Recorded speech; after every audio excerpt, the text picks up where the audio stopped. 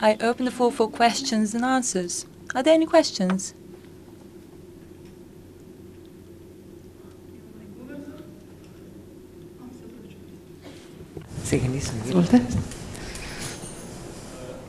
Goran Jeras from Zagreb. Question for Mondragon company. Are there limits actually in the growth and in the internationalization of cooperative principles, just because per definition they work the best when they are linked and tied to the local community? So which mechanisms we can use to ensure that cooperative principles are also taken into account, and that the company is committed to them when they are trying to do international business, which is requiring broader cooperation out of the original community? Thank you. Okay, good question. As you know, we have 120 cooperatives in the Basque Country, all of them worker-owner cooperatives. In most of the cooperatives, 99% are members. So it's like in Summa, or that after 6 months or after 1 year or less than 3 years, you become a member if you are a good worker, of course. Yeah, and but outside of the Basque Country, so in Spain, now we are already started becoming cooperatives, converting conventional companies that we bought or maybe we create in different places of Spain. We are now creating, we started 2 years ago, and every year we are converting some of the companies, conventional companies, in worker-owner cooperatives. So these employees in these conventional companies, voluntarily, they are becoming members. What happened overseas? We have at this moment 77 companies abroad, 2 or 3 in UK, 9 in France, in Italy, in East Europe, in China, Brazil, Mexico, and in the States. So all over the world, except Oceania, Australia. These 77 companies are conventional companies that we bought years ago, or we created years ago. And we started we started with 3 pilot projects. One of these in Poland, producing domestic appliances. Another one in Mexico, producing components to produce the barbecues. And another one in Brazil, producing car components, metal car components. We started with these three pilot projects in 2006, speaking with the trade unions, because there are trade unions, speaking with the blue-collar workers, with the directors, also with the authorities, in order to become these companies in cooperatives. But in 2008, as you know, we started the economic crisis, and these companies started, that year they lose money, the mother cooperative lose money, and also in these factories, in 2 of them they lose money, and we stopped this process, because as you know, this process it takes a long time. We have to change the culture, they understand the participation possibilities, speaking with trade union and convince them and everyone. So it takes at least 5 years or more maybe, because different culture, different law, different situation. And we started with these projects. We now, 2 years ago, we started in Spain, as I told you before, and I hope that in the next years we can start becoming these members, these workers in worker members.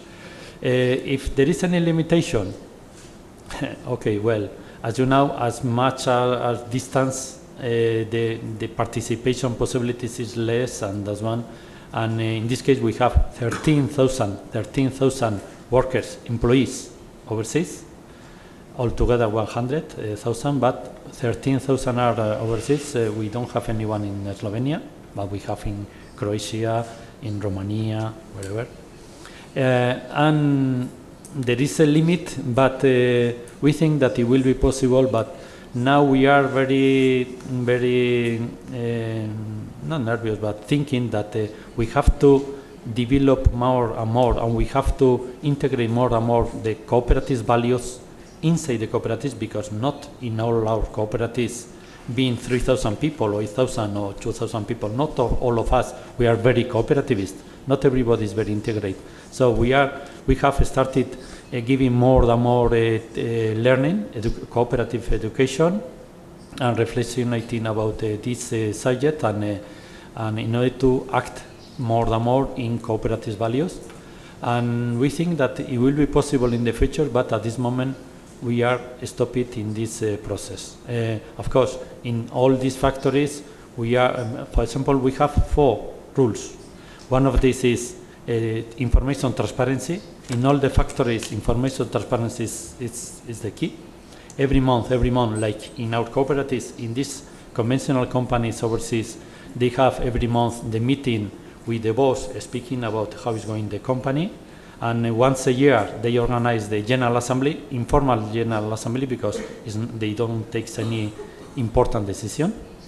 And the first rule is information transparency. The second rule is the same style of management done in Mondragon cooperatives. So being participative, being a very decentralized organization, and trying to improve more and more the self-management system. The third rule is if these companies start having profits, maybe they don't recuperate all the investment, but if they start having profits, in this case 5% of the gross profit we have to invest in local development. We are sharing in several cooperatives 10% of the profits between workers, and in another cooperatives, in another conventional companies, 20% of the profits we are sharing between them. And the last one was to give the possibility to be part in the property, being on a ship, but we have stopped it until now. So, but I hope that in the future will be possible. Še kdo? Mogoče ima še kdo? Aha. Zdaj pa že kar dosti rok, počasi. Najprej tukaj na začetku. Any other questions? Yes, it seems quite many of them. Thank you very much. Alexander Batic from Interso Koper. I've been fascinated by the presentation of the Suma company. I would like to know something more about it. I would like to know about the tools or whatever you're using for active participation of people in the company management, because I believe it's very difficult actually to gather all these people and get them to co-decide upon everything. So this is question number 1, and then I would like to know about the diversification of salaries. I would like to know what is also the difference between the lowest and the highest salary. What is the ratio, 1-3, 1-5? Do you have any differentiation of salaries or not? Well, the second question is the easiest to answer. It's completely flat, completely equal. Everybody is paid exactly the same net rate. We can't tell which jobs create the value. Is it the person working in the warehouse? Is it the person selling to the customer? Is it the driver delivering the goods? We don't know. So everybody's paid the same. That also means that we can have multi-skilling and job rotation. So everybody in Suma has 2 or 3 different skills and works in different areas of the business, which means they understand the business extremely well. I mean, we can do this because we're quite small. We're only 130 people, so we're tiny compared to Mondragon, a tiny little thing.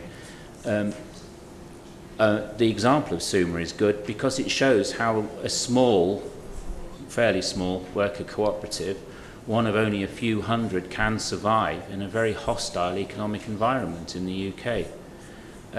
How do we get people involved? Well, first of all, you don't become a member of Suma unless you show you are already involved. If people are not actively acting like a member, they don't become a member. They have to be voted into membership, and the other members will not accept freeloaders or free riders. So it's very much about active participation.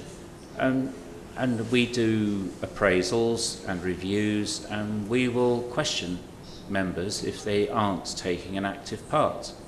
And at all the reviews, all members are invited to comment.